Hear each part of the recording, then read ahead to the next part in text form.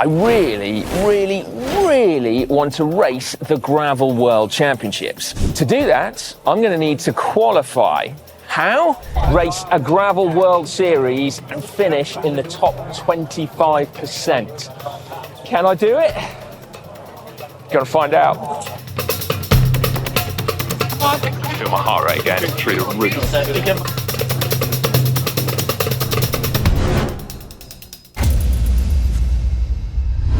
And breathe. Let's set the scene a little more, shall we? This Gravel World Series event, one of 25 this year, is located in Limburg in the Netherlands. Now, this is the region that plays host every year to the Amstel Gold Race, only I will be racing its iconic climbs not on the road, but on an awesome network of gravel tracks and dirt paths. Yes, this is Euro gravel, but yes, my American friends, it is absolutely awesome. Before we go any further, I have two very big thank yous to Shimano and to Colnago for getting me here and giving me the latest and greatest gear. I've got GRX 12-speed Di2 mounted to a brand new Colnago G4-X. This is like the gravel version of Tadej Pogacar's all-conquering V4 RS road bike. Now, neither are released yet as we're filming this, so I'm trying desperately to keep it under wraps. But let me tell you, it is not easy keeping people's eyes off a Colnago with top-of-the-range Shimano.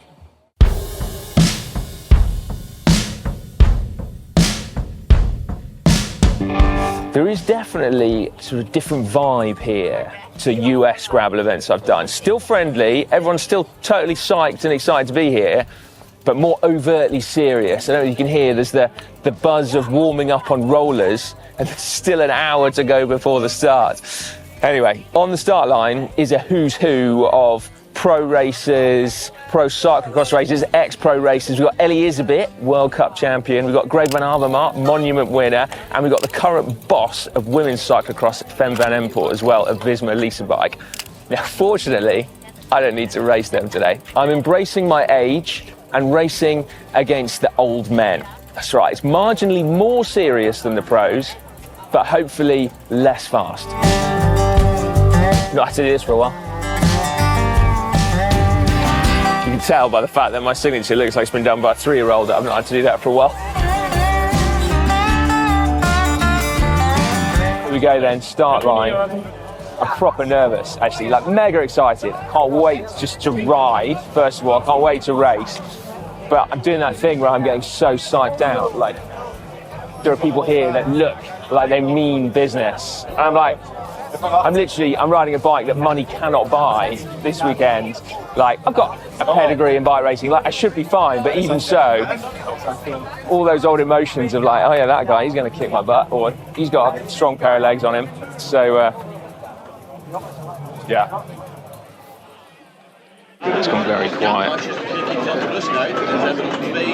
You can hear that some of the races have already started. I feel my heart rate going through the roof.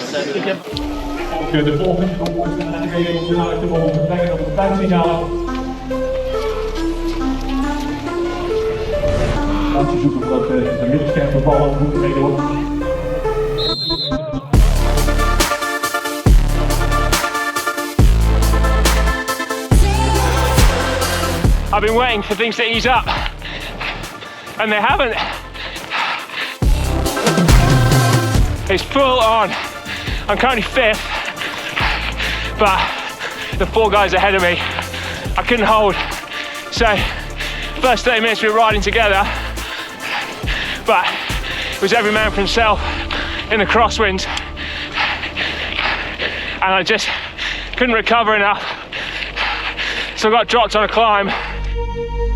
I've got newfound respect for Amstel Gold.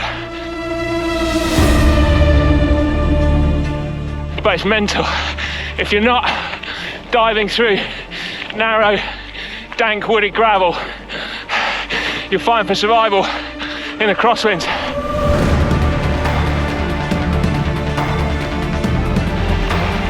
I've got a very good wheel to follow. Thank you, this man.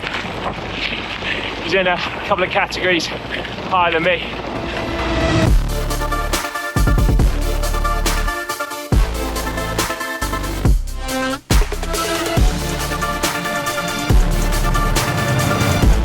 are getting really spicy now. Even getting sworn at in Dutch takes me back a bit.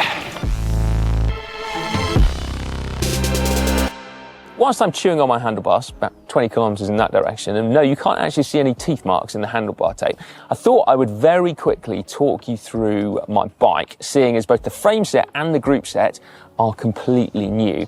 So, Colnago have just released, well actually they haven't technically released it yet, but they will have done by the time you watch this G4-X. It's the second gravel bike they've released this year. The C68 gravel though, very different beast, made in Italy with different type of carbon construction. It's like a modular construction, whereas this one is, as I mentioned, in the same vein as Tadej Pogacar's V4RS, so it's a monocoque. So I can't actually tell you all that much about it, no weight, nothing like that. The geometry of it is ever so slightly different to the C68 in that it's been designed, Colnago say, to be ridden slightly more aggressively, which I think is fair to say it currently is. Now, the group set on here is the new GRX Di2 12-speed, long awaited. Technically, there's only 3 brand new components on here, the rear derailleur, the front derailleur, and the shifters. There's lots of exciting tech though going on there. So if you want to know a little bit more, we've got a first look on this whole group set over on GCN. So make sure you check that one out. Otherwise, I've fitted 45mm tyres in here. I think those are probably the biggest tyres in the whole race actually. But I wanted to have my bases covered. I wasn't in a position to be able to swap them out when I got here. And it's absolutely mint, basically. Right. See how I'm getting on.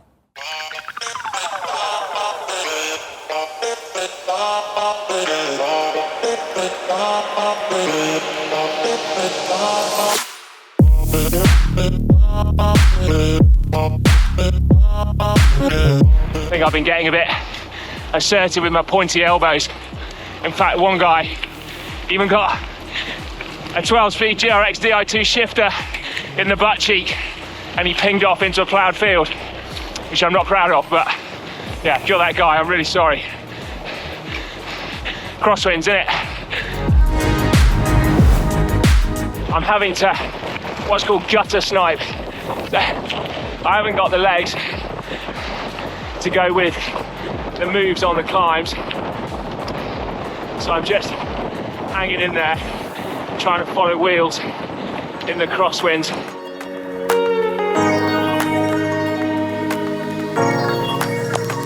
Two people have overtaken me, and I've overtaken one from my category.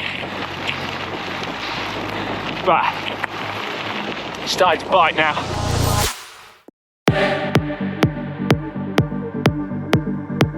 Mayday, mayday. I just had a crash. Some guy just binned it on a corner in front of me and took me out. I'm okay, back up and running, but not what I needed.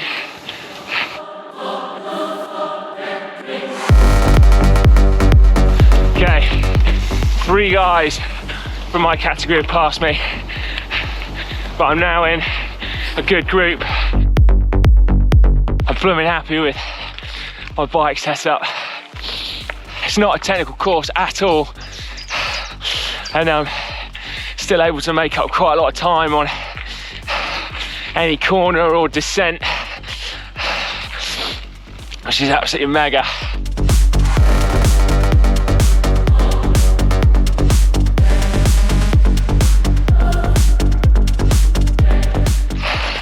And I'm blooming glad I got the 2x GRX option, close ratio gears. Oh my God.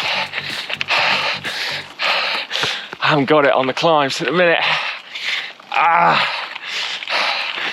I'm gonna stop talking. I've got wheels to follow.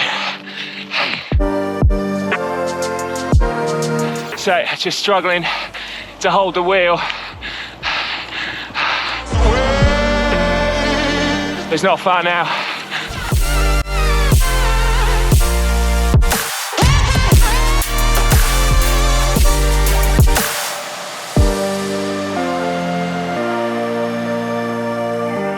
That was so hard.